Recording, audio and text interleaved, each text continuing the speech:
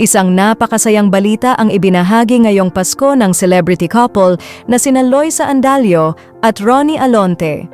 Sa mismong araw ng Pasko, December 25, inihayag ng newlyweds na inaasahan na nila ang kanilang unang anak, isang regalong tunay na nagbigay ng saya at inspirasyon sa kanilang mga tagahanga. Sa isang joint post sa social media, ibinahagi nina Loisa at Ronnie ang kanilang masayang balita at inilarawan ang kanilang magiging baby bilang isang milagro na matagal na nilang iniingatan sa kanilang mga puso. Ayon kay Loisa, Baby Jesus, maraming salamat sa pinakamalaking blessing na ipinagkaloob mo sa amin ni R2, Ronnie Alonte. You trusted us with a miracle we've been quietly holding close to our hearts.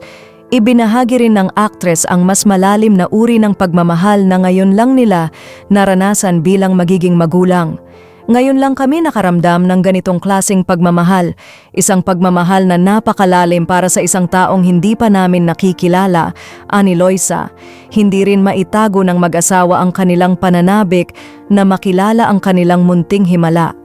To our little miracle, sobrang excited na kami na makilala ka. Ikaw ang aming panalangin na sinagot at ang regalong magbabago sa aming buhay ngayong Pasko. Dagdag pa niya.